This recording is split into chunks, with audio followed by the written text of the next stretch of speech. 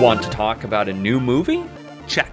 Want to talk about an older movie similar or related to that new movie? Check. That's what you can expect from Quality Check Podcast. It's a new podcast on the Studio DNA network, hosted by yours truly, Drew Douglas and Daniel Posey. Every other Tuesday, we'll talk about a new movie and an old movie to see how the film's quality holds up.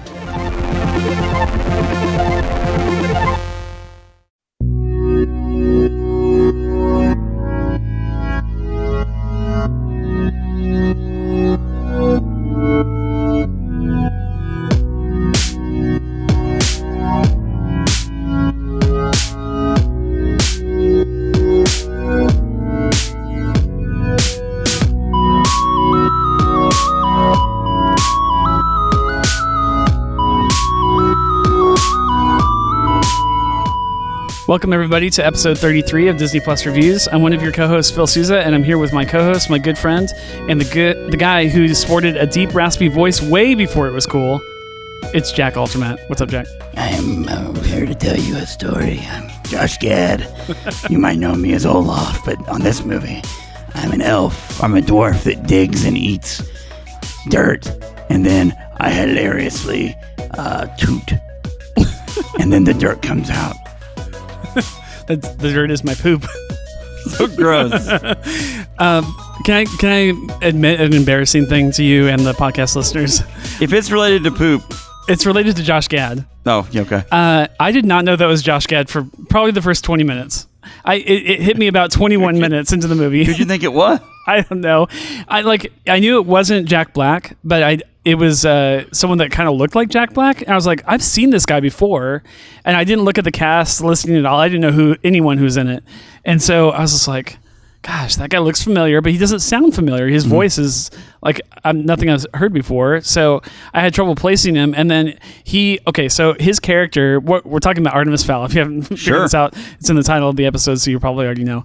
But his character, Mulch Diggums, is a deep, raspy voice sounding guy, but like 80% of the time. And then there's that other 20% where he actually sounds like Josh Gad. He sounds like Olaf. His voice gets, especially when he shouts, when he gets really loud, his voice goes up like really high pitched. And I was like, okay, there's the Josh Gad I know. But yeah, it took me a while to figure out that it was him. So it's a little embarrassing to admit. Definitely thought it, I don't know. Like, we have a lot to say about Artemis Fowl. It's a weird movie. And I have a lot of background with this book series. Yeah, I want to ask you about that. High expectations. So Yeah. I want to ask you about that. We'll do the rigmarole here. If you're just joining us for this podcast, we are an unofficial Disney Plus podcast reviewing the most popular stuff on Disney Plus. Artemis Fowl is maybe the most popular piece of content on Disney Plus right now, so of course we need to talk about it. We are reviewing that movie. Before we get into your background, because I do want to quiz you all out on the book. You're the only person I think that I know that's read it. Which that tells you a lot about people's reactions, I think. Yeah. Go ahead. So I'm glad we have you on the show. Sure. Just, if nothing else, just to talk about your background with the book. This is a book that's been around for almost 20 years, but I've never read it. I don't think I've met anyone that has. But Jack has. Yeah. So I want to get his thoughts on that. But first, I want to bring up for discussion this is a very interesting movie as far as its track record and the history of this film. They were going to try to make this movie basically right after the book came out, like 2001, like as early as that. And it should have been made then. Yeah. It would have been a lot more sense. It's like them trying to make, I don't know, think of something from 20 years ago that was marginally, at the time especially, marginally successful. Not like gangbusters. Sure, it was a New York Times bestseller, but book, yeah. You know what I'm saying? But like not Harry Potter level. Right. So like not this universal thing where we must make a movie or else. But popular enough, and I like the story, so the story's good. Yeah. In the book, at least. I think, I'm kind of telegraphing my review already by saying this, but like, I think I would enjoy the book a lot more than the movie. Yeah. Just like there were, I'll get more into this, explain more about this later in the show, but there were parts in the movie that I got to that I was just like, man, I wish they told me more about that. Yes. Like I they were just breezing past what those stuff. spots are. So yeah. Yeah. Anyway, so originally, I don't have it up in front of me, but like I was reading about it, was 2001, and then it basically, but it wasn't Disney at the time. It was some other motion picture company. Then it went basically into like development hell for like almost a decade. Disney picked it back up, but then it was tied to what's his name with like the sexual allegations? Oh, Weinstein. Harvey Weinstein, and then because of all the red tape and the political stuff with that, they ended up putting the movie on hold for a while. I think they had a recasting at one point. Then they finally did shoot the movie, but 2 years ago they had one date. They delayed it from last year. It was supposed to come out last year. Came out. Then it was going to come out this year, but in May. And then they delayed it again because of COVID. And then it finally released, but not even in theaters. It comes straight to Disney Plus. To say that this movie's had a troubled path is understating it. It's been a mess to get to this point. $125 million later, they have a movie and they release it, but it goes straight to Disney Plus. So what else have you heard about this movie, or like what are some of the rumors circulating it? I remember Eoin Colfer, who's the writer of the book, making a post, and I don't think it was even social media because I think it was him. I can't remember what I was reading it on. I remember him saying something. It was on his own website. When I first started teaching in 2002, the first book had already come out. A second book had come out. And so we in the library that the school that I worked in had these books, and I had kids that just the thing the area that I am a part of, like I knew if I could read to these kids and get them to like reading, and we'd find something they might be interested in. Well, I read the first book to them, they loved it. Read the second book and the third book to them, they loved it. Oh, I didn't know that. Yeah, but the following year or 2 years later, whatever, the third book came out. Okay, and it was great. It's really well done. So then I got to where I would go to, this is again before social media really took off, 2004, 2005, 2000, whatever. And I would go to Eoin Colfer's website, which is like eoincolfer.com or whatever it is. And he talked about getting a movie deal for this movie back then. Like, how long ago was that? Gosh, like probably 2005, 2006. Oh, wow. And even in that, in my mind, just knowing about movies, I was like, good for him. Even if the movie doesn't get made, he just made a boatload of money. Sure.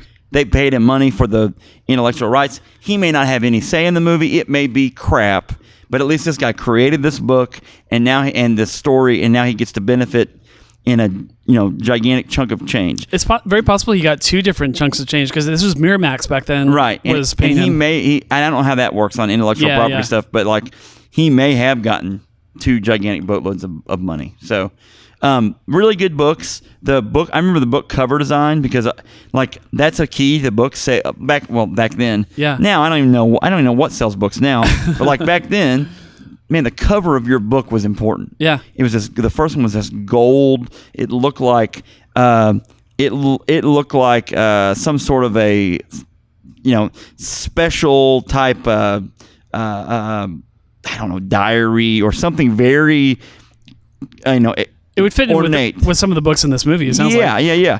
And that's why they made that. That one was gold. The second one was this silver-looking thing. The third one was this digital-looking. You know what I'm saying? Yeah. It worked. Whatever the idea behind making these covers for me worked because I remember thinking that looks cool. That's a really good design. If I was a kid, I would be like, yeah, this is a cool-looking cover, and it would make me want to read the book. So easy read. I still recommend it now. If you watch this movie and you're like, and you'd never read the books, and you're like, this is the stupidest thing I've ever seen, I'm not surprised that you think that, because it's kind of a hard, there's a reason, there's a big reason why this is a hard sell, and it's probably better that it didn't go to theaters, because that really would have been disappointing. But now in Disney Plus and magical, whatever world, we don't know what that equates to in Disney Plus dollars. Does that make sense? Yeah. What? Now that we're on the subject of the books themselves, like I said, I've not read a page, so I came to this with zero expectations. I hadn't even seen a trailer. I had no idea what to expect. Gosh. So I had heard a couple things from people that had seen it and were like, yeah, it's pretty good, blah blah blah. But that was pretty much all I had. I read from multiple sources, I think this is true, that this movie encompasses the first 2 books. It's not even the first book. There's aspects that encompass the second one as well. Okay. But they leave out a big chunk of the mystery part of it to get to the story part of it, because that first book, it takes you a long time to. And here's the 2 problems with this.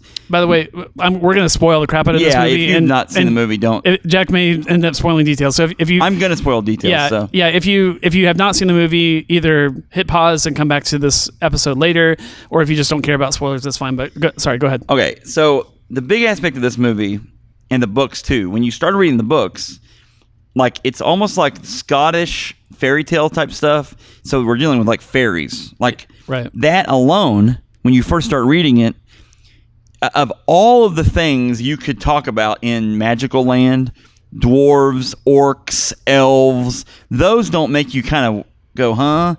We from Lord of the Rings to Harry Potter to the things you deal. I mean, just pick it. Elves, orcs, dwarves. These things are part of, but fairies, for whatever reason, you automatically think of Tinkerbell. So, like, that's the only fairy that anyone has any reference to. Right. So, in order for us all to buy into this fairy world, that alone, I say it, and in your mind, you're like, that sounds stupid. Yeah. So, like, that in a movie standpoint, especially just hey guys, here's this movie. It's on Disney Plus. Watch it. I'm sure people watched it and thought, what is this even? Yeah. And the first book did a really good job of delving slowly into Artemis, the kid, discovering that his dad had some knowledge about the world. He tried to discover it, and then he is super intelligent and quick-witted, more like Tom Holland's Spider-Man. Not like, and again, the other thing is this: it's fairy world. The other thing is kid actor. You can't help it. Like you couldn't have cast a 20-year-old as this kid, right? You know what I'm saying? Yeah. So like you're stuck with, he's a good-looking enough kid. He fits a part, but he's kind of Freddie Shaw is who we're talking about. He's a newcomer. I don't think he's been. Well, right. He's a kid, so he's a very kind of stony, kind of flat, and that's probably how he was coached up to act. Yeah. You know what I'm saying? And so you just kind of go, it's a hard one. Like it's tough. If they were going from more of a, I mean, the books came out so long ago, it precedes anything MCU, but like if the books were going from more of like a Tom Holland's, like, crafty, wily kind of person. That's the kid that I think of. Yeah. And that guy's like 20 years old now. So like, I'm just saying, like the kid in this movie is more Sherlock Holmes. Like he's very dry, very stoic, very stiff, like the way he acts and stuff like that. And I would say that these books are written legitimately for a 9-year-old to a 13-year-old. Yeah. And people are watching this movie expecting Harry Potter, right? That started out as I don't know how old he was when he went to Hogwarts, but you felt like he was in junior high or maybe even early high school. Sure. And by the time he gets out, they're adults. Yeah, I kind of got the impression he's about the same age as Artemis, like 11. Right. But the way they framed that world up, they knew they were going to make 1 billion movies. Yeah. And this was like you could tell they're like, well, this may be our only shot. We've had this sitting here forever. Let's just give this a try. After even $75 million, they ended up with $125 million. At some point, it's like, man, you got to poop or get off the pot, basically, to rephrase the phrase. Mulch, but like it is mulch, dig 'em, or get off the pot. Yeah, it is. At that point, you've spent so much money, like you kind of have to just finish it. At that point, like there's no going back. You either just lose all that money, just eat it, or you take a shot at it and say, hey, hopefully we'll get our money back. And then COVID happened, and then like the whole thing became this weird, like, what do we do with this? Well, and is Artemis Fowl going to sell subscriptions? Maybe, but I would say probably not to the tune of $125 million. That's a lot of money. Of subscripins. Yeah. That's especially at the price point that Disney Plus is at, which honestly, Disney Plus, like, for what you get, like, whenever Game of Thrones was going on, whenever, I don't want to say Watchmen because we still had our subscription from Game of Thrones, and I just never kind of gotten rid of it on HBO. Like HBO Now, I think is what it's called, or Go. I can't remember. I can't get the two. But like, I willingly paid for 2 or 3 months of $14 a month, so I could just watch that new episode of Game of Thrones, because those things are like a movie. Like every episode. Oh, yeah. Well, that's $14. If Disney Plus, honestly, it's probably, in my head, Disney Plus is a $10 to $15 a month subscription, but it's only like $6.99. Yeah. So you would have to literally, like, Artemis Fowl, if there were expectations would to sell 1 million that would make sense, because it would be over the course of several months. I don't have a calculator, but they would have to add like 20 something million new subscriptions this month just to break even on the movie. That's not going to happen. But even they'll take a loss on this one, right? And even the I just think about the I don't even know, like the math on that. It can't be that. It can't be. Yeah. It's got to be the mental thought has to be, well, they've added this movie. Okay, maybe I want to see it, but no one's going to that to see. I think the best that they can hope Fowl. for is not for the 25 million new subscribers that they pick up. That I think it is 25. So 25 million subscribers pay their $7 and then or whatever the number is, and then bounce after a month. I think what they're hoping is you get in for Artemis Fowl and then you just pay every month for the next year. Yeah. Times 8 million. You know, like the math is fuzzy, but like 4 months at $6 for 1 million new subscribers would be $24 million. Yeah. For 4 months. You know what I'm saying? Because you're thinking, does Artemis Fowl get it? But it wouldn't, this is not kind of movie that's going to get you clicks. Spider-Man Far From Home will get you clicks. You know what I'm saying?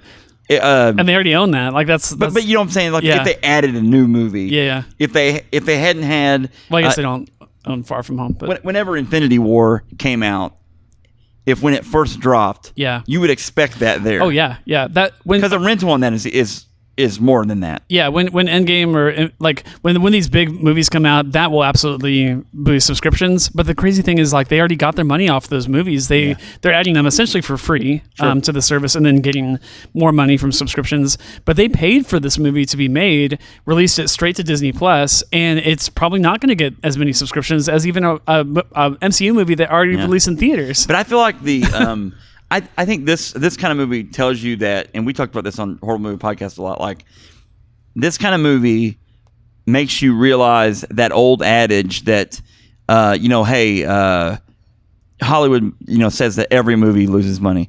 Return of the Jedi. I heard this the other day, like on, it was on a podcast or on, no, it was on someone talking about the original guy that played Darth Vader, and how he got kind of pained out at the end because he got chaffed because they didn't use his voice. Like, he didn't find out until the movie. Yeah, I have heard that. Until they were going to use his. Anyway, so they told him, because he's never gotten his residual check for Return of the Jedi. Wow. If he's still alive. Anyway, he's never gotten paid for Return of the Jedi. And it's because they're like, look, we didn't make any money on Return of the Jedi, so we don't have any money to pay you. There's no money. Yeah. Think about that. It's Return of the Jedi. That movie's made $1 billion. Oh, over and over again. And it has, like, in merchandise and all the things.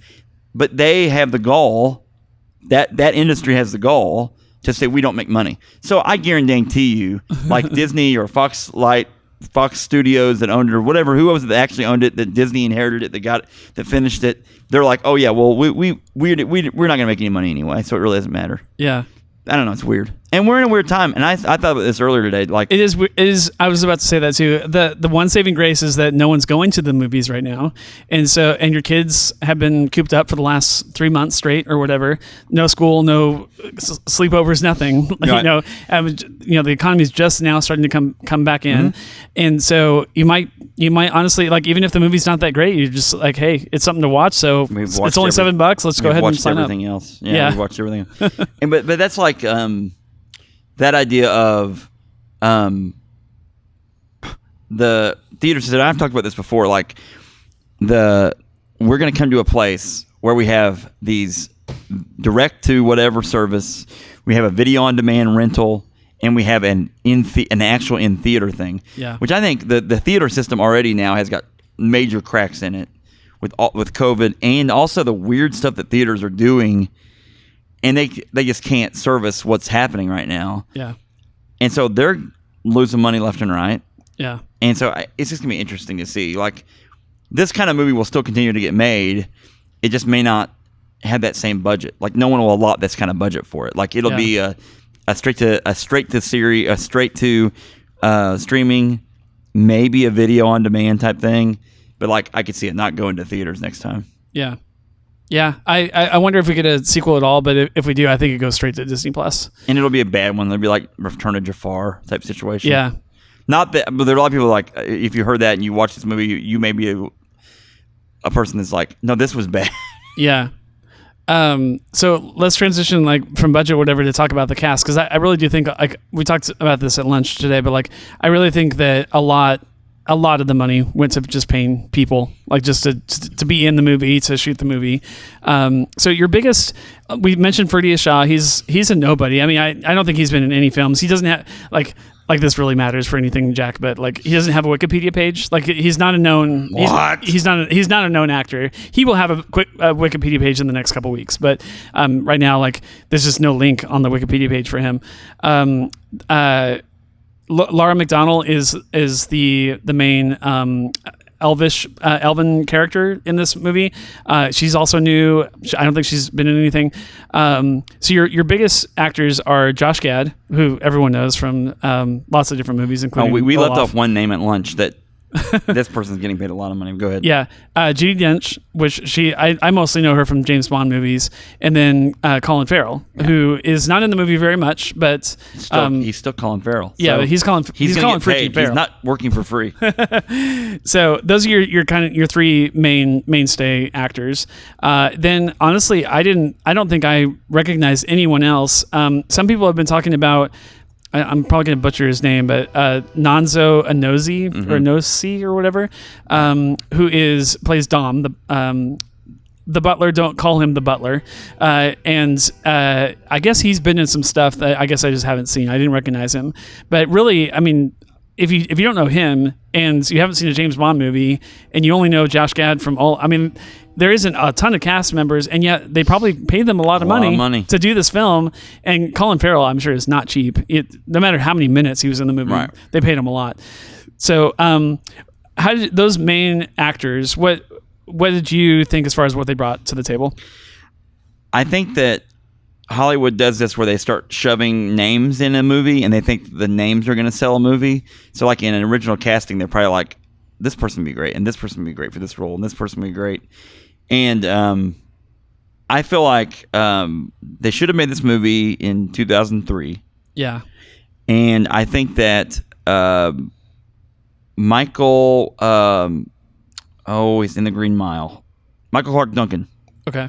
Is the butler. Okay. If I were going to do fantasy casting, absolutely, Michael Clark Duncan is the butler. Absolutely. And because I say that because when I read this book, that is the dude. That's who you thought of, yeah. And the background on the butlers in the story are that not only is he the butler, his last name is actually technically Butler. Yeah. And it's because they are part of this secret underground group that for eternity has always been butlers.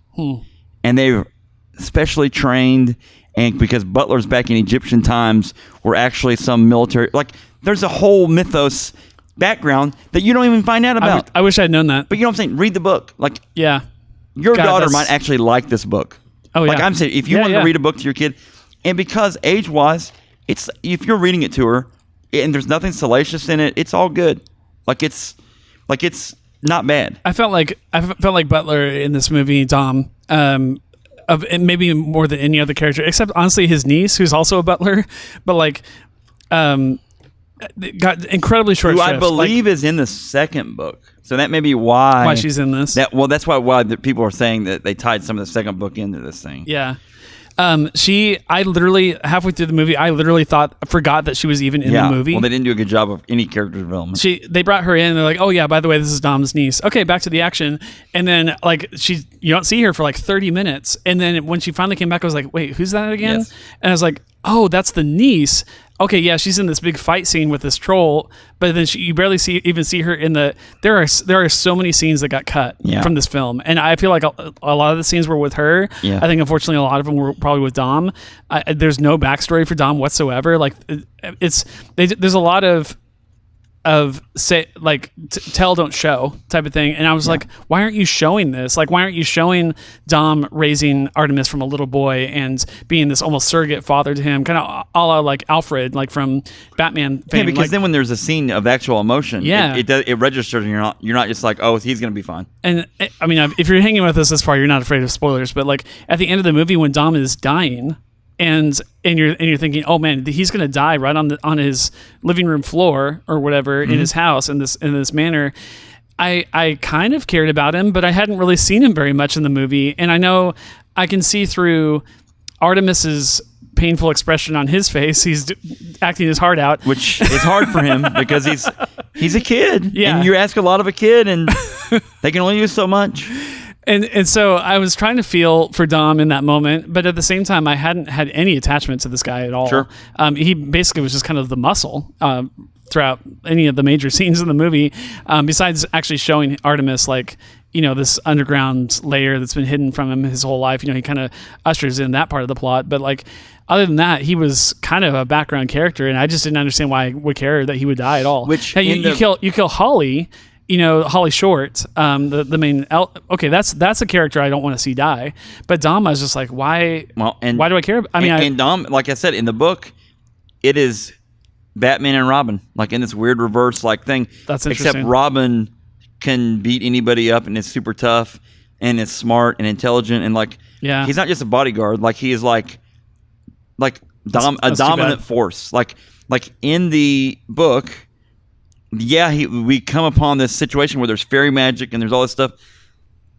The Butler character doesn't care. Like the Butler character just goes, "Oh, okay, well," and then adjusts to it and is able to fight it off with technology and tech, and that it's just really weird. Like they really struggled to put together what needed to happen to make this thing really good. So I get that. I get it. And honestly, like it's 95 minutes. And so like from a standpoint of watching it on Disney Plus, I'm sure people are like, well, good. I'm glad it's short. Yeah. But you need more time to actually develop a story. Well, I told, I finished watching the movie and I invited Jessica to watch it with me, and she couldn't actually make it happen. And so I ended up watching it without her.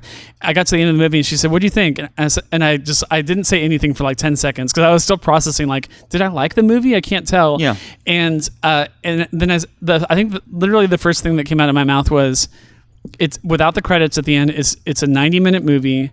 And it covers all of the first two, for the most part, the major plot points of 2 books. Yeah. But they crammed it into 90 minutes. She's like, woof. And I was like, yeah. Aspects of the second movie. Yeah. And they crammed it all in there. I was like, that tells you everything you need to know as far as the pacing of this movie. Have you ever seen cookbooks that are, that advertise famous recipes from your favorite restaurants? You ever seen a cookbook like this? Yeah. And it'll be like, here are the directions to make Cheddar Bay biscuits from Red Lobster. You go, okay. And then you make that recipe and it tastes nothing like it. Or it's like vaguely like it. Or we've got the recipe from Kentucky Fried Chicken. Here you go. Like here's the batter recipe. Yeah. And then you make it and you're like, that's not KFC. No, but kind of. Yeah. It's kind of what this is. Yeah. Like I look at it and they're like, we have the ingredients, but we should have made them back then because we had the actual thing. Yeah. But now we've got some smudges on the ink in the old recipe we stole from the restaurant, and now we've made it, and we probably should have put buttermilk in this, but we substitute it for like 1% milk. Yeah. It's the same. Yeah.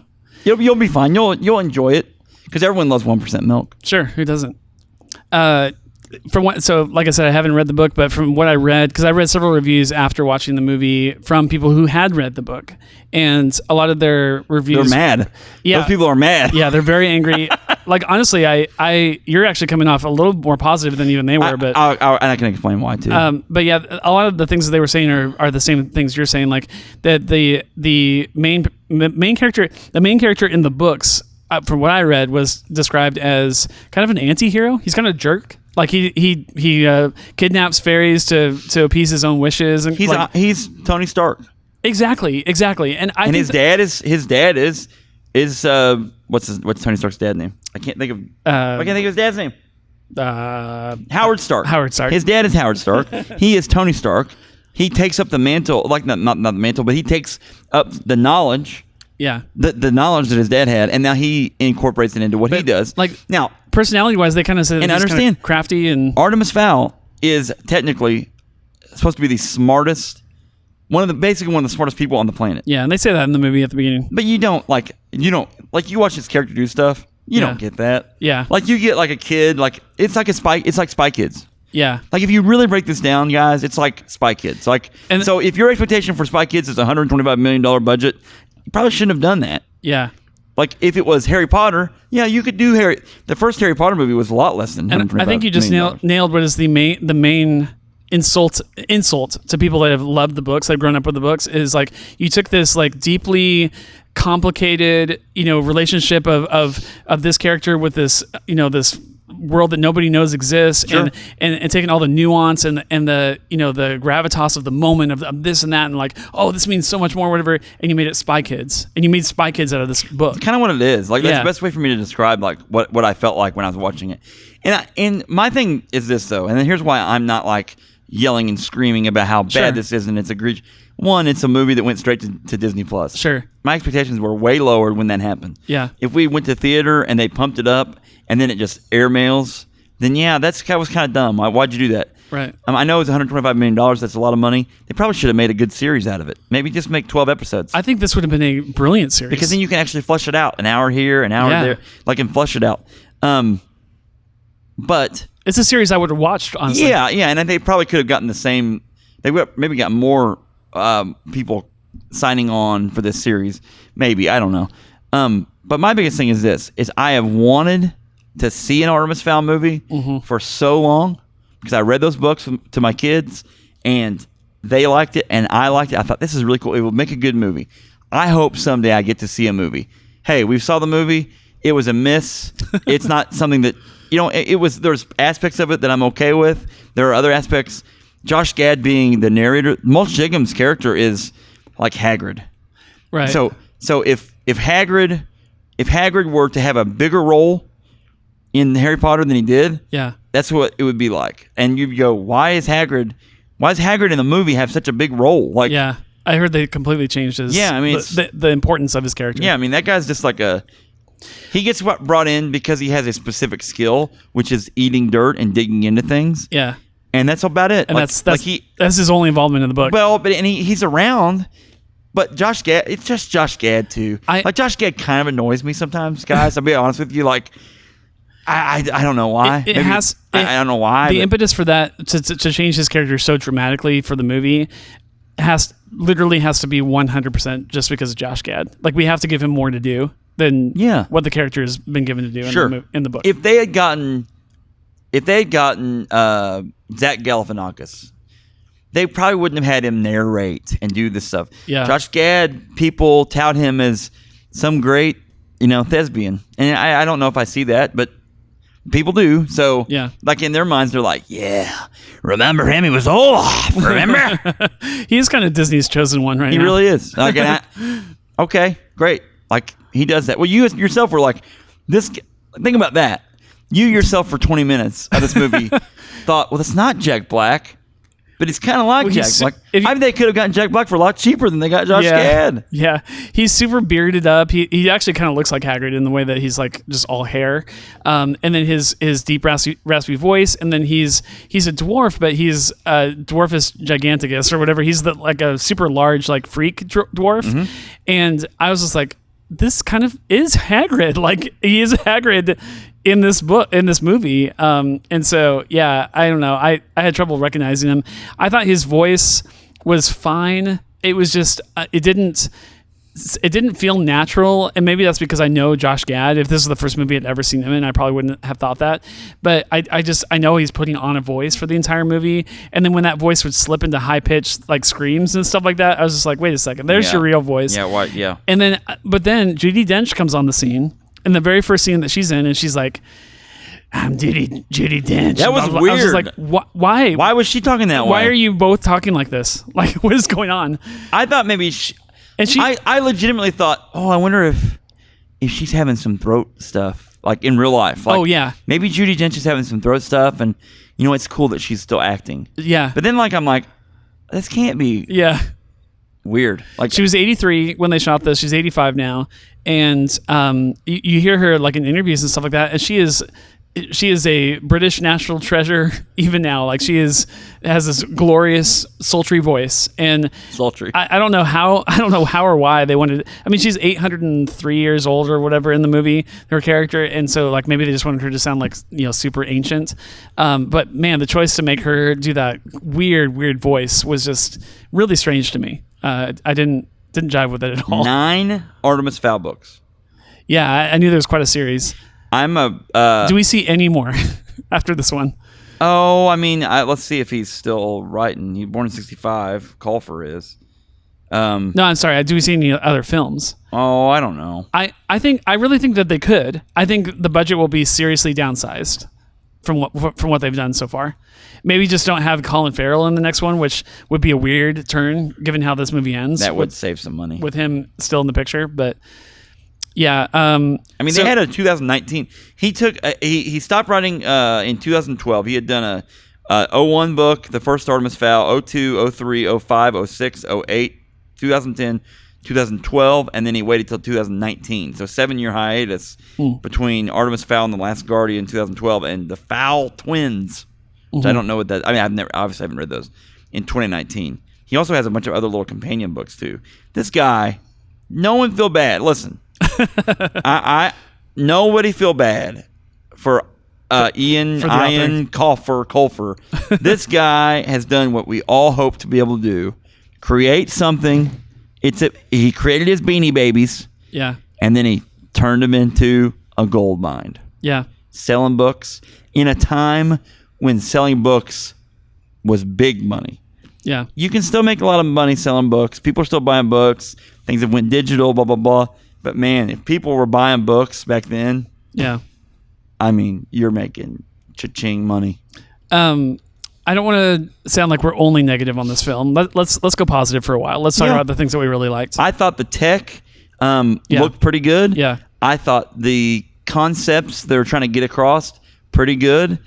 I thought that a lot of it, I enjoyed a lot of the movie because it was cool to see some of these plots that you'd seen in the books in, not in real life, but in, live action. In live action. How do you do, folks, how do you do kid actors? It's hard. It's hard. Like, you want them to be cute. You want them to be smart. You're wanting an adult, folks. You're asking for them to be a little adult, and they're not. That's why a lot of adults are cast as it's children. Hard. And then the really good kid actors that are really good at it, the Ricky Schroders and the really young kids, the Macaulay Culkins of the world, they get older in life and they've been used and they have issues. They're a mess, And so child acting is very, very tough. Kudos to them to be able to put out a movie that has a kid actor in it.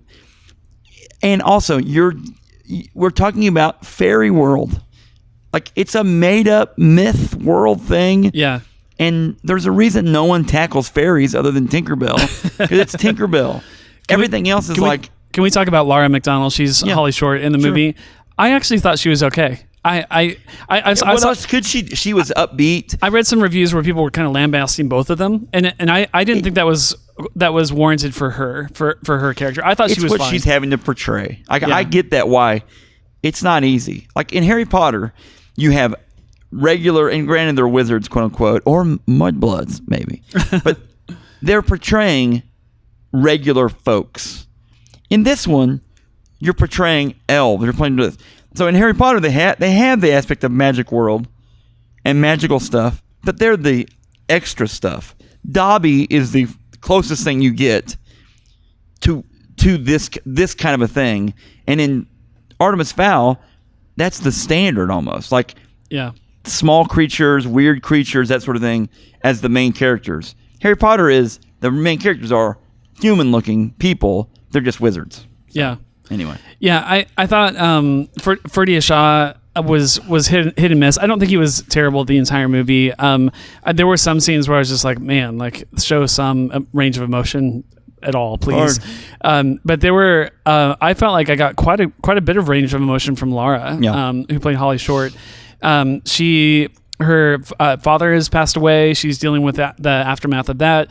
You can see in her face, like she is visually like very determined, like to clear his name. And there's a really, I think maybe one of the better scenes with Ferdia in it. But Artemis and Holly are talking through the cage when she's locked up, and he finally takes off his glasses, and they're opening up to one another, and she's talking about how she's like, we have more in common than I thought we did, and like we're both after the same thing. Both of our fathers were after the same thing, about saving the earth and keeping this.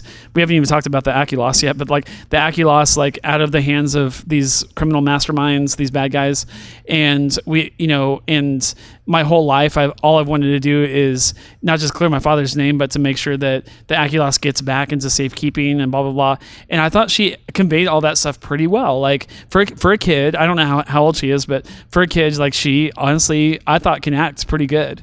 It was just the scene, as good as she is, I think I felt like the scenes that she was standing next to Artemis, Ferdia Shaw, it just made him look so much worse because I really felt like she was giving a pretty good performance overall.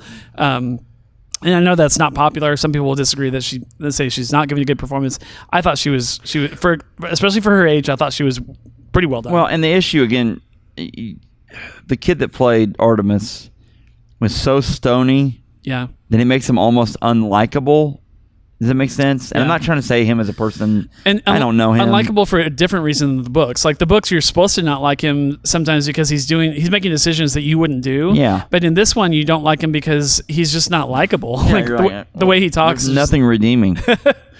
Yeah. Oh man, I really expected to see a really cool character in him, like someone that I'd be like, oh man, I want to be him. The book you're rooting for him because his dad is missing, and his dad is like it's like, let's equate it to, you feel the same way as in Frozen, where the two girls are like, our parents are just missing. Yeah. And they have been for a long time. That's in this book. In the books, Artemis doesn't go missing one day, and then it feels like by the end of the movie is the next day, and they found him. Mm-hmm. He's gone a long time. Oh, and really? Artemis runs things himself for a long time. Whoa. Butler helps him long. This movie takes place in 3 days. Yeah, it's not like that. Wow. I don't. If I'm remembering the books right. Wow. No, you have this feeling of like, this kid has been doing this for quite a while because he's a genius, so he can handle it. Oh man. And he's running like Stark Industries, but the military side of it, basically, where they're selling weapons and they're blah, blah, blah. And he's a criminal mastermind. Like, he's a criminal mastermind. Like, let me put it that way. Artemis Fowl is a criminal mastermind. Like, he's not like, oh, here he is. He's a fun-loving kid. No, he's a criminal. Like, he's a criminal. I read that, too, from people who had read the book. They were like, yeah, they basically made Artemis into this, like, Disney character. This plucky hero that you want to root for. Is like, that's not him from the book at all. No. So that really makes me mad because I feel like they could have taken that $125 million.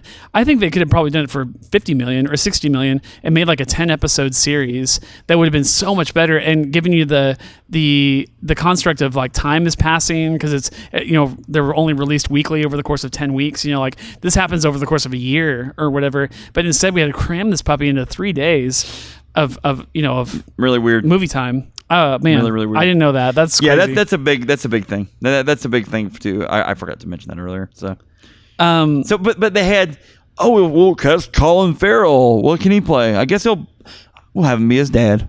Yeah, you know what I'm saying? Like, yeah, it's just weird the way they do stuff. So let's on the topic of like just a 90-minute piece of media is all we got. Yeah, you can't really do that.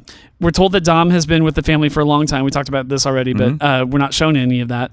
We're told that Holly's father was killed and framed as a traitor, but we're not shown any of that. Right, and that is included in the first book, and those two become friends because of that over time, but it takes a long time. Yeah. Like, dude, it's like, it literally takes, 12 hours or so forever for them to go from enemies to friends in this movie? And she's captured. And it's like the next day they're best weird. friends. Just dumb. We're told about Mulch Diggum's criminal history, but we're not shown any of that. So there's a lot of as I'm watching, I was like, show, don't tell. Like, why are you just mentioning these things in like 30-second one-liners, like little snippets and stuff like that, when the movie's 90 minutes? Like, you could have added another half hour to this movie. It still wouldn't have been that long. Right. I mean, all the Harry Potter movies are more than 2 hours. Right. So you could have gone from 90 to 120 minutes, shown all this stuff, made me care about these characters, make me like learn more about Holly's father. I talk about a character that is super important to the story, But glossed over. and you know literally nothing about him. And even she is not. She says she wants to solve the mystery around her dad and that sort of thing, but like they don't really put on her a redemptive arc, like to get her to a place where she can't even do that. Yeah. I don't know. It's weird.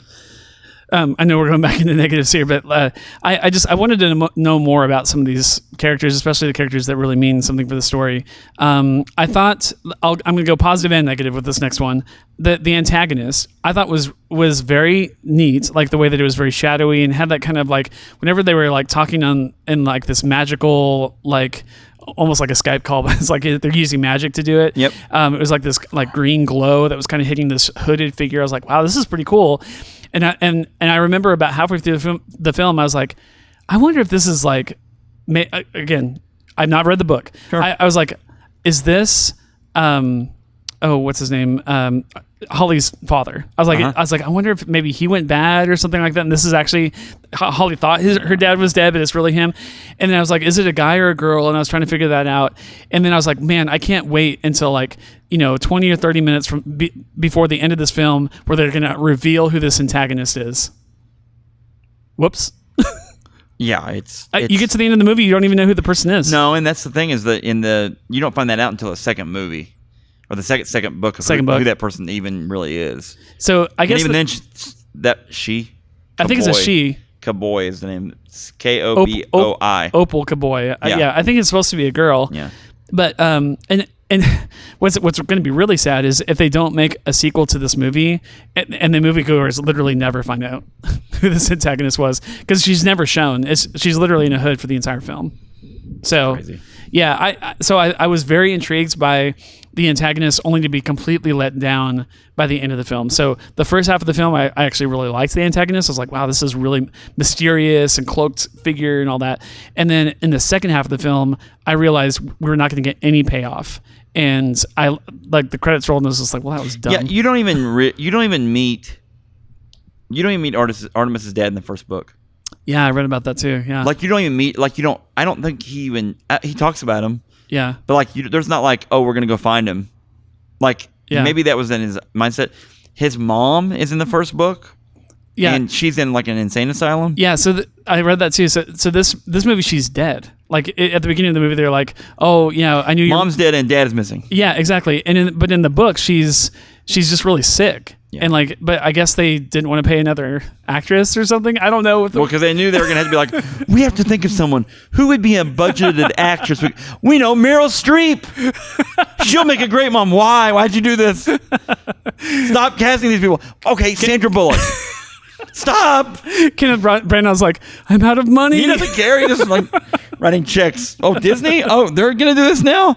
Oh, sounds great. Here we go. Yeah, but it's like even one scene with the mom, like show like a 5-year-old Artemis with his mom taking care of him and instilling in him some moral. Some values or things that come up later in the movie, like with great power comes great responsibility or something, and then let that pay off later, and he thinks about his mom or whatever. It's like, no, she's just not in the picture. Like we just don't care about having that character in this film at all. So we're just going to delete her from the original manuscript. So I feel like there were a lot of changes that were made to this movie, and I think some of it unfortunately shows as you're watching the film. You're like, oh, they clearly changed that, or that was a last minute ad, or they didn't intend that character to be as powerful or as prominent as they were, but then we got to give him more stuff to do.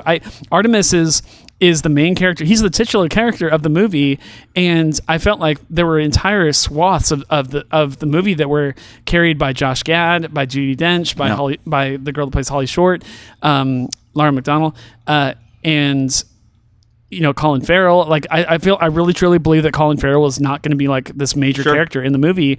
But then maybe about halfway through production, they're like, we got to have him more in the movie because Ferdia Shaw is not going to carry this film. And we paid a lot of money, so let's get him in here. Man. Sad. So weird. I would love to watch the making of like they won't make a second, like a 3-hour documentary. They won't make. The more you think about it, the more I read. I mean, they're not going to make a second one because they used a chunk of the second book in this. They're just not going to make one, and they didn't set it. They could have set it up better than to get there. And you're right, like a series or anything would have been better than pull like you do on. If you've ever seen the TV show Sherlock with Benedict Cumberbatch, and it's like 3 big long episodes. Yeah. Do that. Yeah.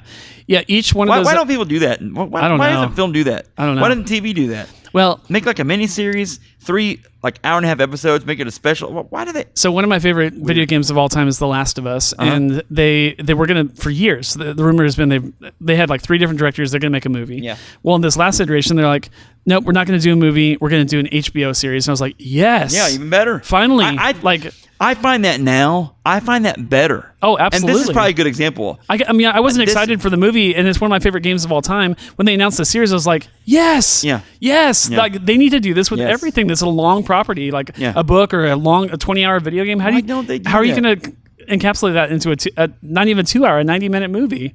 Yeah. Each one of those episodes of Sherlock is the same length as this movie. Think about that. Yeah, and maybe it's because those things cost a lot of money to make too. I don't know the budget on those things. Not 125 million. They're Sherlock, not. There's no way, right? There's no way that was it BBC or something that made that show. They're not spending 125 million on each episode. But it's just another one of those things that they budgeted it back, 2 years ago, 3 years ago, whenever they didn't know anything about about COVID, and then also you budget things because you think you're going to make that money back somehow, and then I don't know. It's goofy. I want to do one more negative and one more positive, and then if you have a couple more that you how want about to a get movie with puppets? Maybe that would be better next time. We'll use voice actors. Yeah. Artemis Fowl, the puppet movie. Oh, Artemis Fowl puppet show. Aculas. How we must find the leprechauns. Here's one of my major negatives, and I promise I'm going to end on a positive because I didn't hate this movie. I'm coming across that way, but there were parts of the movie I actually was like, I was all on board for some of the action scenes. I've wasted an hour and a half on a lot worse. Oh yeah, absolutely. This movie has a 10 at the time of this recording, a 10% on Rotten Tomatoes. That's way lower than you people. Hey, listen, people. You people, you're spoiled. Like you. This is come on. 3 ninjas. 3 ninjas on on Mega Mountain or whatever with Hulk Hogan. It's probably also 10%. Yeah, that's 10%. This, come on. Yeah. Good Lord. I'll tell you where I landed. As when I finished the film, I didn't look up any reviews. I didn't want to get spoiled on anything or temper my expectations. I finished the movie and I was like, I feel like on Rotten Tomatoes that's like a 55-60, like kind of low, like just barely over the positive mark. Right. I saw 10 and I was like, whoa. Like that's not at all how I took this film. Like, because I thought the action scenes, people are lambasting the CGI. I thought the CGI was fine. Like it looked all right. I don't know. I'm trying to think of what part of the CGI was bad. Specifically, they mentioned the troll, the troll scene, like the main action big bad that they have to fight at the manor. Okay. They thought that some of his CGI looks kind of rough, but. You guys survived through Harry Potter movies. Yeah, dude. The first 2 or 3 fine. weren't that great. You guys, you sat through, and I can guarantee I can go to Twilight. Holy crap! Like you survived through that, and I guarantee you didn't give that a 10 because of. I think like some people were maybe expecting to see like Star Wars or something. It's like, well, Star Wars had double the budget, so. I mean, think about what you're background, like a background expectation. It's weird. Like, and that's just where we're at. Like, people are gonna go off and just. They're just gonna I can't remember what someone said. They're gonna They're gonna not review shame. They're gonna like give thumbs down basically just to burn the review on something. I can't remember. Yeah. People just do that just because now. Some of the other negative comments, which I also disagree with, were about this, like the script, the writing, the lines that the actors were given to deliver. I could see that. I thought some of the lines were really dumb. There's one line that everyone's talking about where Judi Dench's character says, "Get the 4-leaf clover out of here," and I was just like, okay, that's a pretty stupid line. No, again, but you know who it's not done for? A 9 to 12-year-old. No, I hear you. And so I hear you. It's just it's. You're saying Spy Kids 5 is not going to get a good review. Why would it? You know what I'm saying? Like, yeah. I'm not saying this is great. Like, trust me, folks. Like, but man, come on. Like, yeah. Like, I thought the writing was just high. I thought the writing was just fine for most of it. There were some groaner lines, but I think a lot of movies have groaner lines that I don't care for. But honestly, my only complaint with the script was that it was entirely too rushed, and that is not the writer's fault necessarily. That's, I think, a direction fault. But the movie went way too fast, just blew. I wonder how many deleted scenes there are. Oh man, I mean, there's got to be so much more plot development that just ended up on the cutting room floor. There were scenes that were happening where I literally. How does it end up on the cutting room floor? I know. How does that? You know what I'm saying? Like, my mind is blown. Like, maybe it's a timing thing that we don't really know about. But how do you have deleted scenes in this? They were blowing through, like, in 2 minutes, some major plot movement stuff. And I literally there were a couple times where I had to pause the movie and, like, process the information because they were already moving on to the next plot point. I was like, wait a second. I was like, let me sit with that for a second and kind of just understand what's going on and all the character motive. Oh, that changed that character motivation that I didn't think that they had. And like, but they don't, there's no time to just dwell in anything. It's always 80 miles an hour running. And so I think if they're talking about, like, oh, it's bad scripts because of how fast the script, okay, I kind of get that. But as far as, like, the words that are used, I thought it was fine. But let me talk about one of my gripes and then I'll end on another positive here. Because I really, like, I kind of ended, like, right down the middle. Like, it's an okay movie. It's not great. It's not terrible. But this one I agree with. I wrote it down. This is from the LA Times. In their black suits and sunglasses, blasting fairies out of the sky, Junior and Butler look like an intern edition of Men in Black. And I 100% agree with that. They're literally, like, in, like, white shirts and tuxedo suits and black, like, Ray-Ban sunglasses. That is true to the character in the book. Yeah, that's fine. You know what I'm saying? And I told Jessica that on the way here. Like, I was like, you know what? Some of this derivative stuff is maybe just from the source material. Like, the book is derivative. Yeah. Josh Gad's Mulch could be a grimy relative of Hagrid from Harry Potter. We mentioned that one already. The militarized fairies recall the tech-savvy elves in animated movies such as Arthur Christmas, which I think I've recommended Arthur Christmas to you every Christmas, but you probably still haven't had a chance to watch it. It is literally, quite literally, this is not hyperbole. It is my favorite Christmas movie right now, at least. We watch Arthur Christmas every year. It's hilarious. Wow. It is hilarious. It's one of the funniest. It is probably the funniest Christmas movie. Arthur Christmas is the funniest Christmas movie that I've ever seen, and yes, I've seen Elf a dozen times. I don't think that's not. You know what my favorite? You know what my favorite Christmas movie is? Jingle All the Way. No. I mean, I believe that. I believe I'm you're not saying it's the I believe best. You're telling me the truth. I'm not telling anyone it's the best, but it's my favorite. Like, it's so stupid. I know you well enough to know that is a true statement. It's a dumb movie, and I love it because it's so dumb. Anyway. But yeah, there were parts. I've seen Arthur Christmas so many times at this point that when the very first scene that I saw Holly Short in this movie, I was like, oh, she's the main girl from Arthur Christmas. Like, she looks exactly like Arthur Christmas. Now, Arthur Christmas came out way after the book. Yeah, like after the first couple books. Predates it. But this movie came out way after Arthur Christmas. And, like, even from, like, the color of her outfit to the way that she talks, like, the girl that's in Arthur Christmas has the exact same accent as this girl. I really feel like they were almost even going going for that. On Arthur Christmas? I don't know. Arthur Christmas has James McAvoy, Hugh Laurie, and Bill Nighy in it. That Unreal. That movie's fantastic. It's absolutely fantastic. I would watch it right now in the summer. Yeah, I didn't know what I was getting into. And for a second, I thought you meant Arthur, the aardvark. Arthur. No. Anteater? What's Arthur? You know what I'm talking about? Arthur, the kid's character, Arthur? No, I've seen it. I was like, that can't be the best Christmas movie ever. So go see Arthur Christmas instead of this movie. This movie is very derivative. When the first time that they came out onto the front porch in Men in Black suits and Men in Black glasses, holding a gun and fighting off, like, I'm sure you thought the same thing. Fighting off a alien type creature. These are not aliens; they're fairies or whatever, but alien to our world as we know it. And those fairies are about to wreak havoc, do a time freeze over the area, and then literally mind wipe people with a little pen. I was like, this is Men in Black. Yeah, and then maybe it's freaking Men in Black. And honestly, Men in Black came out with 97. Yeah, it came out before the book. Perhaps. Yeah. I mean, maybe he's they literally mind wipe people. 9 Jack. 9 to 12-year-olds weren't watching. Maybe back then 9 and 12-year-olds weren't watching Men in Black, and so maybe Colfer thought, get away with it. yeah, it's a good idea. This is a good idea for some sci-fi. Maybe we'll do this. I mean, the premise of the movie is essentially we have to. We don't want the world to know that fairies exist, and so there are people like us that deal with the threats to our world, and then mind wipe people so that no one knows that fairies exist. And I was like, how is this not exactly the plot of Men in Black? So I don't know. That was a gripe for me. Is like when I'm not usually one that goes to those. Oh, this movie's just that. This movie I don't gravitate there. So if I'm gravitating there, all of the movie critics have to be going there because they're constantly saying, oh, this is like this is like that. I don't usually do that, and I'm telling you, like 30 minutes in, I was like, man, I feel like this movie is Men in Black. Like they're trying to get this artifact back, and they have to, do all this secretive stuff. I was just can like, see that being the case. Yeah, that's not bad of a premise. I get that. So let me end with the positive.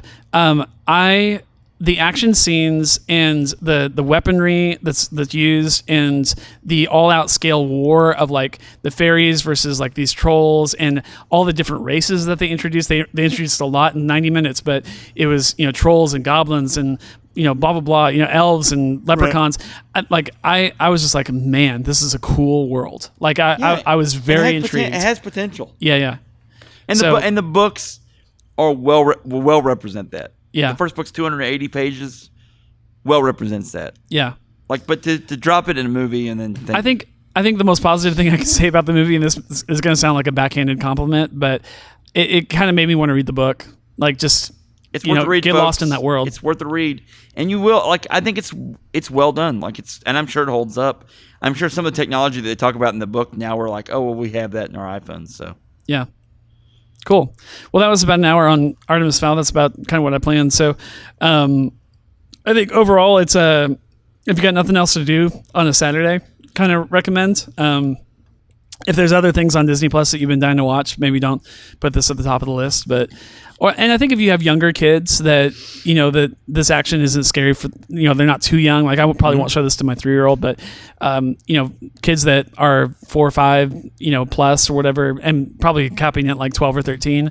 I think we'll find a lot to like in the movie. And I have a coworker that he's in his 20s, and he said he watched it and he enjoyed it. My son Miller, who's 9. He loved it. Yeah. He absolutely loved it. Yeah. He wanted to see more of it. He wants a sequel to that movie. Yeah.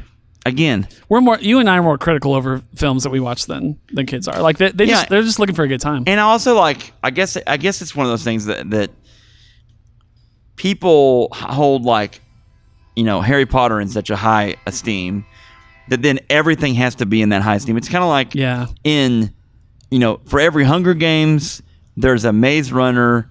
And what's the other stupid? We did this on. Oh, I know what you're talking about. What's it called? Divergent stuff, like, or whatever that world is. Yep. Like where it's a miss. It's just not good. It's not Hunger Games. Yeah. It's not Hunger Games.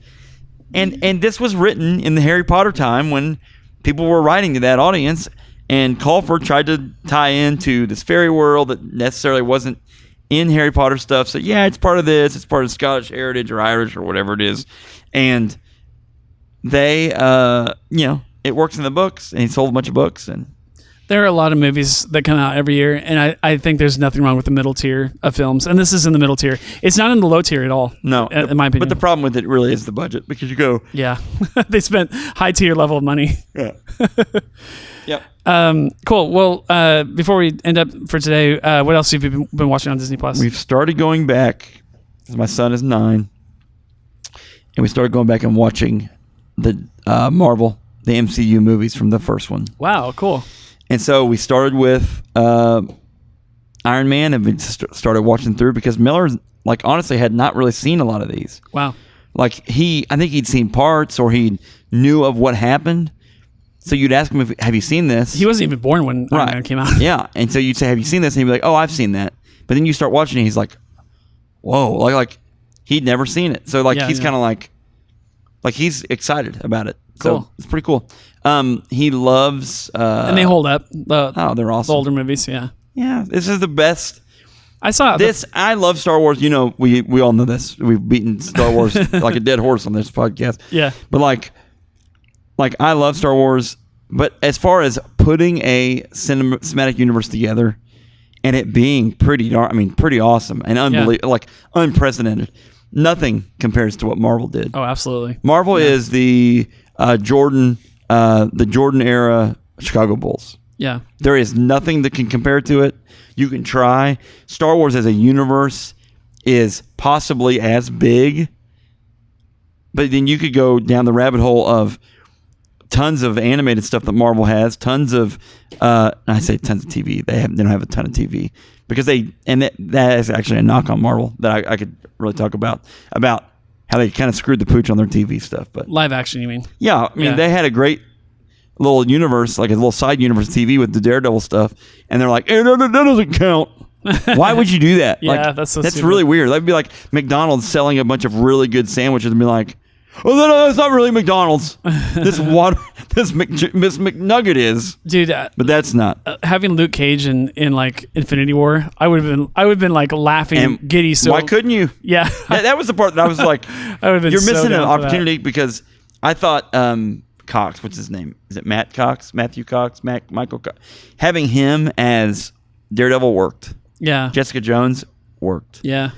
Iron Fist, okay, but Jessica Jones is one of my favorite TV series. Period. Like of any genre. Like Yeah. it's a top 5 show for me. and David Tennant as Purple Man. yeah, dude, it's Dude. that's season 1 is almost perfect. David Tennant. Have you ever watched Doctor Who? No, and Dude, nothing made me want to watch it more than watching Jessica Jones. You start out though with Chris. Is it Eshelton? The doctor that preceded David Tennant. You need to start out with it because that's good stuff. Yeah. Kind of when they kind of modernized the Doctor. Man, watch that thing through all the way to Matt Smith. I honestly stopped watching a couple seasons after, like maybe after Matt Smith's second season. Anyway, side note. But going back, Well, that's they cool. missed the boat on the TV part of it. But we're going back and watching. So will you show him? all this. Will you show him the I don't know what you want to call it, the Hell's Kitchen? Like all No, those guys? we're not watching that. We're not watching Yeah, that. those are pretty brutal. He's not ready to see that much blood. So. Yeah. But I feel like especially the earlier. Oh, I mean, and honestly, none of them The are real movies are bloody. fine. I mean, you have like Tony Stark in the cave when he's making he's having to be patched up. Yeah. That's pretty brutal. The Daredevil, I mean, all of them. Captain America's pretty bloody. Yeah. There's full on like disintegration, and I mean, if you were to slap like an MPAA rating on like the Daredevil and Luke Cage and stuff like that, those are straight R. it's an like, R. They're like, those R-rated. are R. Yeah. He can't watch, and it's obviously not part of MCU necessarily. He can't watch the Deadpool movies yet. Yeah. Like we're not gonna do that. So, Yeah. he likes Deadpool though. Like he They're- likes him as a character Yeah. already. He didn't know anything about him, but I'm just now remembering like there are love scenes and like all kinds of stuff you'd never see in an MCU movie in those Netflix shows. yeah, So- it's too gritty. But they're great, and they could have Yeah. easily incorporated them. Oh yeah. You know, it's just weird. Like it's weird the way that was really weird to me. That made no sense. We'll never see those on Disney Plus. I guess they're too R-rated. They'll keep right? them if they do anything with them. They'll move them to Hulu. Yeah. But doesn't Netflix own those? Didn't Netflix make those? Yes, but I can't remember who owns the rights. I don't know if Disney like actually claims the rights to those characters or not. If they lease them out to Netflix and then they get to pull back that lease. If so, Disney will just release them to Hulu. They're too rated R. They're going to go in the same category as Deadpool. So Deadpool will never make it to Disney Plus. Hulu has a lot of benefits if they would use it in a meaningful way, but sometimes there's Disney stuff they could make strictly for Hulu and make it like I'm not saying there's Marvel stuff they could make rated R and put it on Hulu and really do some good stuff. So yeah. Also, I'm watching. This isn't here or there, but Agents of S.H.I.E.L.D.'s last season is on right now, and they basically have just turned into Legends of Tomorrow, where they travel in time. Wow, I didn't know that. It's weird. Huh? It's still good though. Cool. And It's better. That's a previous season that's now on Disney Plus? No, it's brand new. It's on. Okay. And so I watch it on Hulu. Oh, that's right. It's a summer show now, huh? Yeah, it's on ABC still. That's like it's wild. still on ABC, but I watch it on Hulu. I'm so far removed from that show. I haven't seen like the last It's better. This 3 is seasons. For me, has been one of the better seasons. Yeah. Like because they've kind of went back to like, I don't know. It makes a lot of sense. So This is a dumb question maybe. Are those is that series on Disney Plus? Season 1? Can I watch season 1 on Disney Plus? I've not gone looking for it. I don't know. Yeah, I don't know either. I'll have to look that up. Yeah, I really enjoyed the first couple seasons I gotta of think it is. Because it's an ABC thing. ABC is Disney. And they're clean. I mean, they're clean enough for Disney Plus. well, they're clean for network television. Yeah. You know what I'm saying? So, like, there's not anything bad with them. So, as far as what I've been watching... what have you been watching, Phil? We have a 3-year-old, so you know the kind of movie I'm going to mention. But we watched The Jungle Book, which I had not seen. I've not seen the animated Jungle Book since watching the live action Jungle Book that Jon Favreau did. Speaking of Jon Favreau, so I'd seen the animated like a dozen times, probably growing up as a kid, and then I watched like half of it with Jordan about a couple years ago, and then I watched the live action now and have not returned to the animated. Animated movie's great. It's great. Like I was surprised how much I just really enjoy that movie. And it's just a brilliant, like, I love that, not that this is a Disney thing specifically, but the story itself which is Rudyard Kipling or whatever, but like, it's such a brilliant coming of age story about this kid that's literally raised by wolves and, you know, has no affinity for human culture at all, and yet is trying to fit back into that culture, and how, you know, the animals say you're not welcome here anymore because you're bringing trouble upon us, and all the different like political factions. The movie's really deep. Like, if you can get past the, Baloo singing on a log scenes or whatever, it's not really even a movie for kids. Like, I'm sure the book is probably really kind of graphic and adult. Actually, I've never read it, but there's a lot to really get into. We had a brief conversation, my wife and I, about should we allow our 3-year-old to watch it in a post like BLM world, and specifically what people don't like about this movie, and why a lot of people were opposed to it being on Disney Plus at all, is because of the King Louis scene. Have you heard any of this controversy?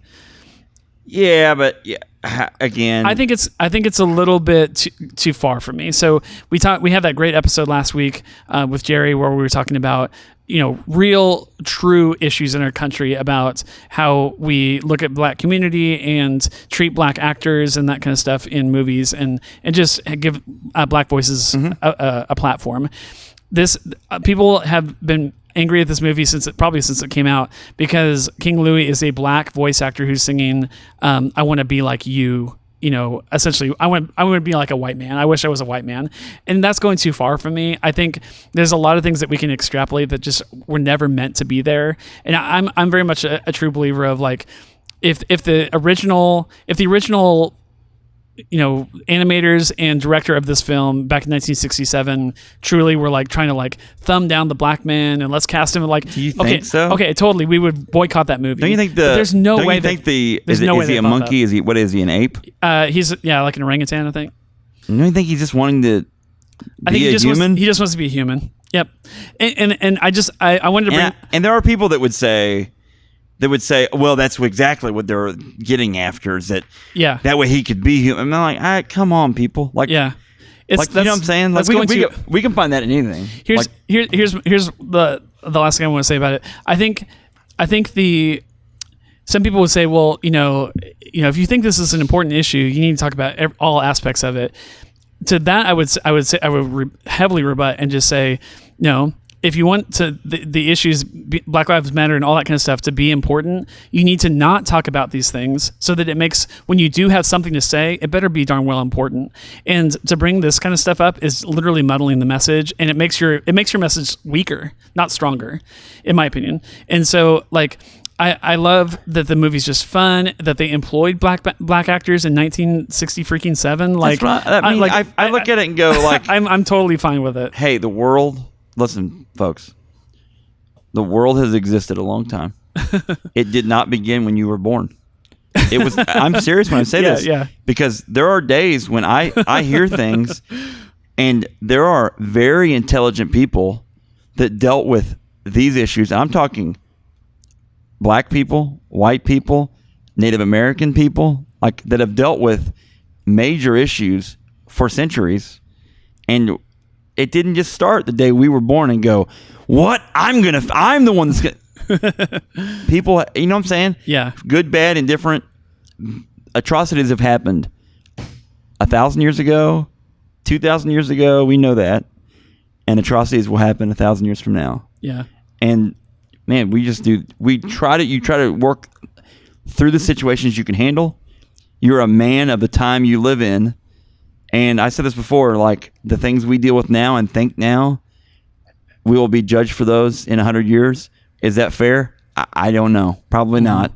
But I can guarantee you, like people 200 years ago, and I'm talking about people on the right side, because, hey, slavery, bad. Yeah. Like, duh. Yeah. Racism, bad. Yeah. Duh. Yeah. If you think, you know what I'm saying? Yeah. Like, that idea of we could really delve into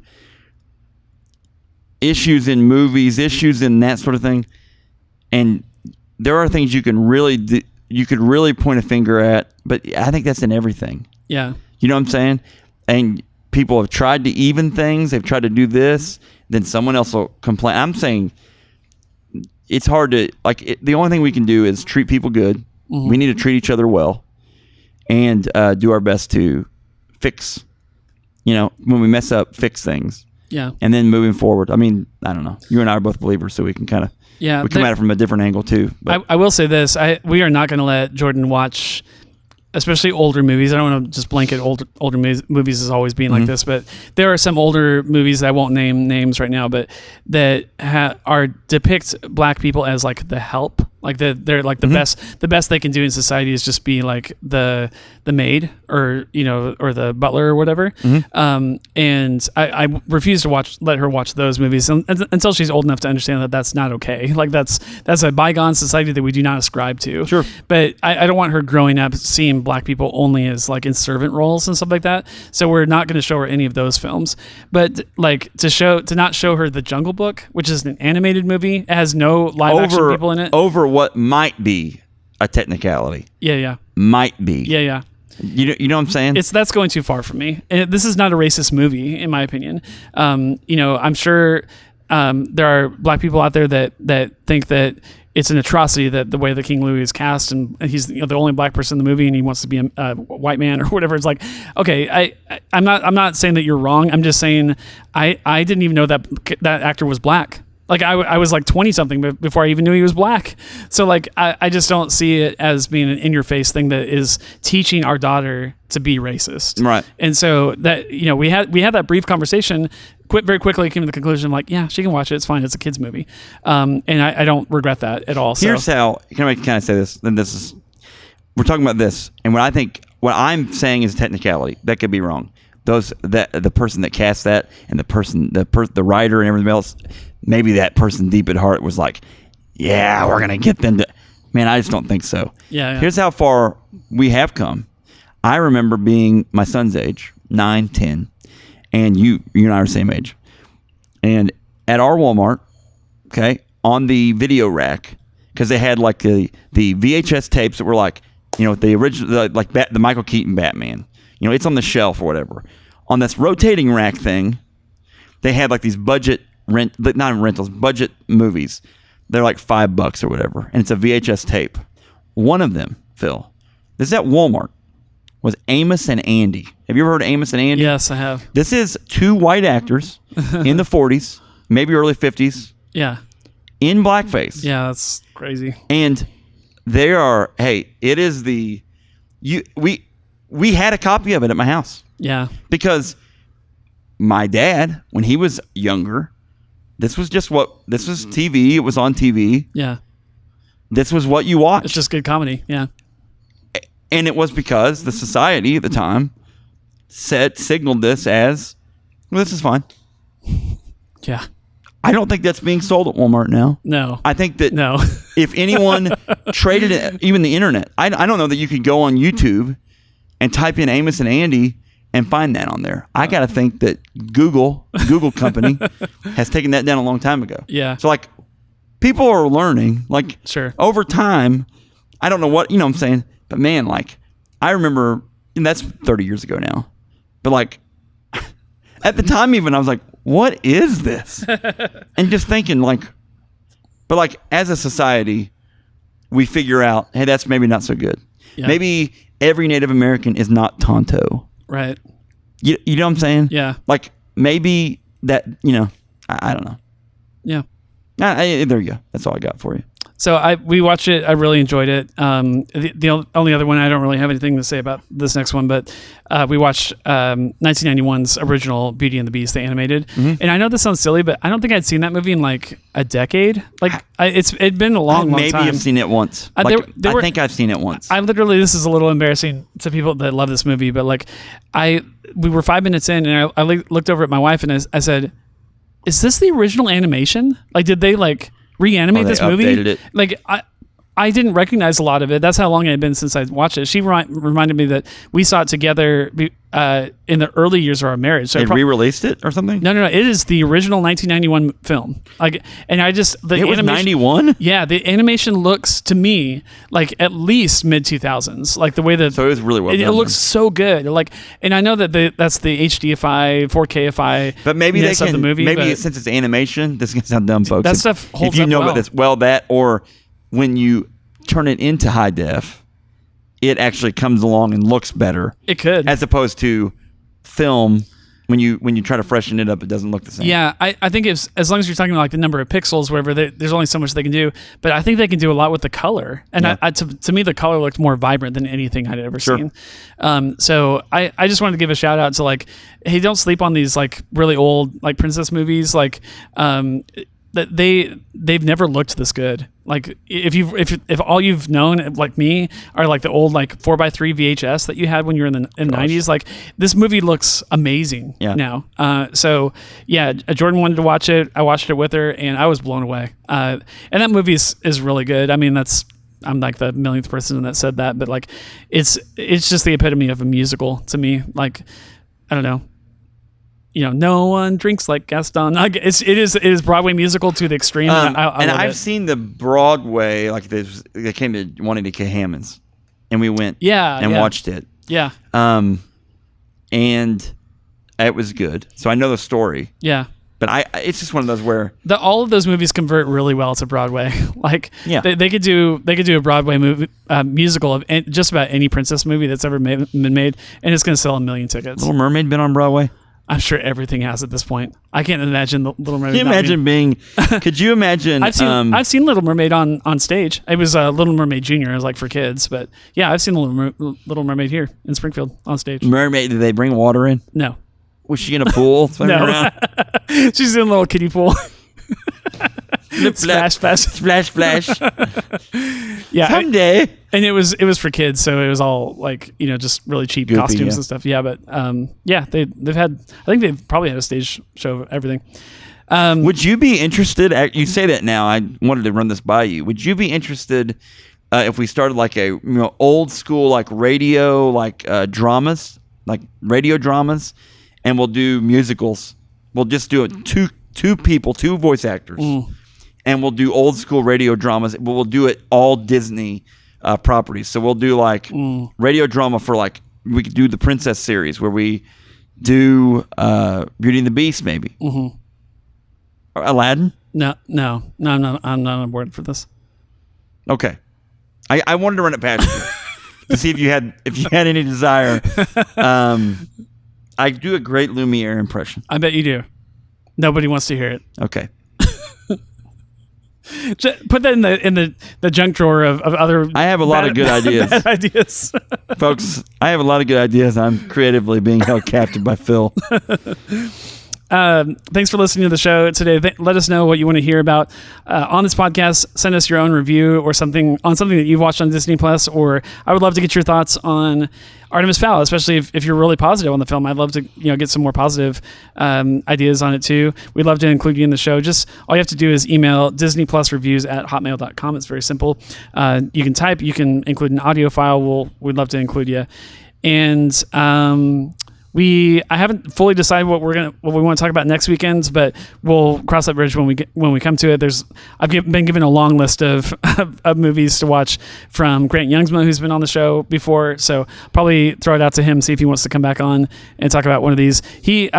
What's great about Grant is he was born in a much different decade, technically two decades after I was, and has watched just a slew of movies that were like prime, like he was the prime age for them when they came out in the late 90s, and I'm not seeing any of them because I was in college. Yeah, and so his perspective is always different. He's like, oh man, you gotta watch, and not bad. Yeah, he's like, you gotta watch The Game Plan and Johnny Tsunami and Brink, and like I was like, I've never even heard of any of these movies. Well, when he said that, I heard him say Game Plan, and I was like, really?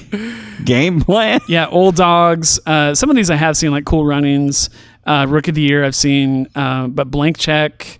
Blank Check. Yeah, Cheaper by the Dozen, Davy Crockett, the Even Stevens now, movie. Davy Crockett, I will say this about Davy Crockett would be very interesting to do because it is delving into old school Disney. Oh, yeah. That's crazy. I didn't think about that. It's got a different thing. And like it being on Disney Plus, it doesn't surprise me, but they depict, it's old school Hollywood. So like, this is around the same era. I'm just going to say this. It's around the same era that Song of the South was made. Was in theaters doing their thing. Yep. But Davy Crockett is different. Like Davy Crockett is a different, just different take. I'll say this about Davy Crockett, and this is going to be. Don't get Davy Crockett canceled on. I was going to say, now we have to do Davy Crockett on Disney. Well, here's what I'm saying. Don't get it canceled on Disney. But like Davy Crockett died at the Alamo. Okay. There were other people that were at the Alamo, or that were either going to the Alamo or going to make it to the Alamo, or arrived after it all had ended and patched things up with the Mexican government, and went out. Well, that group of people that were at the Alamo, as they survive, after that comes the U.S. Civil War. There's this thought of like, and I'm not saying it would have happened. I don't know, folks. Please don't lambast me. But I'm saying, hey, Davy Crockett's the hero of the Alamo. Mm-hmm. But if he'd won at the Alamo and actually staved off that attack, guys, he's from the South. Like, he's from Tennessee, born on a mountaintop, Tennessee. Davy Crockett, king of the wild frontier. Davy. I don't know. He may not be a hero in today's world right now. That's a good point. Davy Crockett, it may be alternative history. Yeah. You know what I'm saying? Yeah, that would be interesting. I'm just saying, like, I had that thought the other day because I'm like, he died at the Alamo. He is a hero. Yeah. You know what I'm saying? Yeah, absolutely. Andrew Jackson is on the $20 bill. And it was, this is a long episode, sorry. But Andrew Jackson was a hero in a lot of people's eyes. Native Americans aren't big fans of Andrew Jackson. Yeah. But, like, if Andrew Jackson was alive later, yeah, like, it's a whole, just different, guys. Like, it's a weird time. It's a really weird time. It's just a really weird time. Let me put it that way. So all I know is I definitely want to expand my horizons of the list that he gave me of, like, literally, I'm not joking, 20 different movies that he said he'd be willing to talk about on the show. There's maybe only 8 that I've seen. So there's quite a bit that I can expand my horizons and learn about. So again, thanks for joining us for the show. Thanks for listening to us talk about Artemis Fowl. I love doing these, zeitgeist, like, in the moment kind of movies, and today was definitely one of those episodes. So if you have an idea for anything that I just listed or other movies that you want us to talk about, send us an email. I'd love to hear your thoughts, and honestly, if you really want us to do a movie, we'll probably do that next week. So just let us know what you want us to talk about, and we will do it. We'll talk to you then.